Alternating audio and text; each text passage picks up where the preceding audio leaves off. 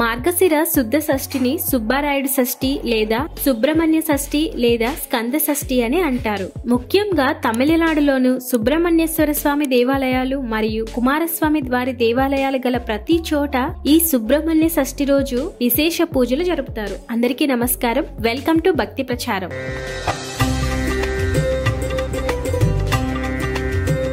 సుబ్రహ్మణ్యేశ్వర స్వామికి గల పేర్లు ఏమిటో ఇప్పుడు తెలుసుకుందాం. సుబ్రహ్మణ్యేశ్వర స్వామికి షణ్ముఖుడు అంటే 6 ముఖాల గలవాడని, పార్వతీ పిలిచిన పదాన్ని బట్టి స్కందుడు అని అంటారు.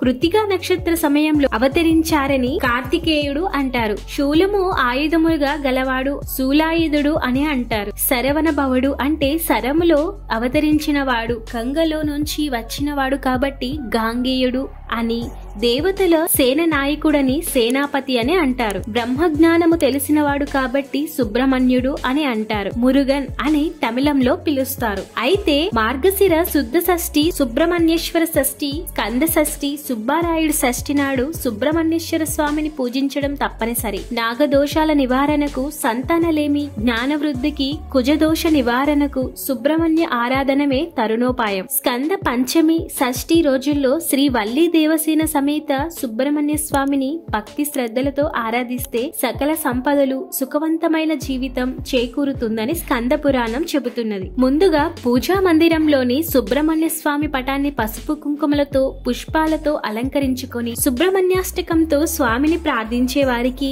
ఈతిపాదలు తొలగిపోతాయని విశ్వాసం. ఒక చేతిలో మహాశక్తి ఆయుధాన్ని, ఒక చేతిలో ప్రకాశవంతమైన వజ్రాయుధాన్ని, ఇంకొక చేతిని కటిపై ఉంచి మరొక హస్తంతో అభయ ప్రదానం చేస్తున్న శ్రీ సుబ్రహ్మణ్యేశ్వరునికి నమస్కారాలు అని శరణు వేడిన వారికి శక్తియుక్తుల్ని, ఐశ్వర్య ఆరోగ్యాలను ప్రసాదిస్తాడు. అయితే సుబ్రహ్మణ్యేశ్వర స్వామిని నాగరూపంలో ఎందుకు పూజించాలి? మార్గశిర శుక్ల షష్ఠికి సుబ్రహ్మణ్య షష్ఠి అని పేరు. శివ పార్వతులు కుమారుడైన కుమారస్వామిని సుబ్రహ్మణ్యుడు అంటారు. తారకాసుర వధ కోసం జన్మించిన ఇతడు పసి బాలుడిగా తల్లి ఒడిలో ఉన్న సమయంలోనే ప్రణవ మంత్ర రహస్యాన్ని శివుడు పార్వతికి వివరించారట. దానిని పార్వతితో పాటు కుమారస్వామి కూడా విని పూర్తిగా ఆకలింపు చేసుకున్నారు. ఆ మంత్రార్థాన్ని తెలుసుకున్నాననే అహంకారం పెరిగిపోయి బ్రహ్మదేవునితోనే వాదన దిగాడని, విరించిన దిక్కహరించే సాహసం చేశారని తెలుసుకున్న శివుడు కుమారుని మందలించి ప్రాయశ్చిత్తంగా యోగ సాధన చేయమన్నారు. తండ్రి మాట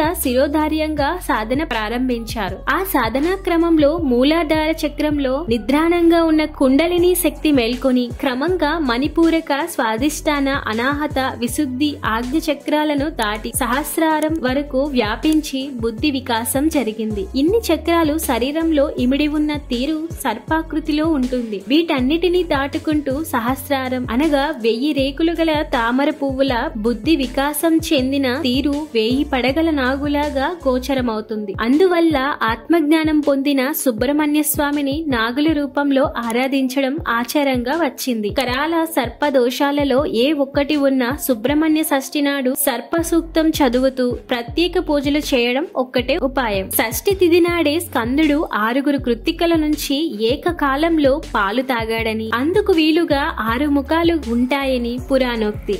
అందుకే ఆయనను షణ్ముఖుడు అంటారు. మనిషి వెన్నెముకలోని షట్చక్రాలకు 6 ముఖాలు సంకేతమని, సర్పాకారంగా వ్యాపించి ఉండే కుండలిని శక్తి అనే సుషుమ్న నాడిని షణ్ముఖుడు అని అంటారు. జ్ఞానిలో పాముతోక మూలాధారంలో, తల సహస్రారంలోని పరమేశ్వరునిలో ఐక్యం పొంది ఉంటాయి.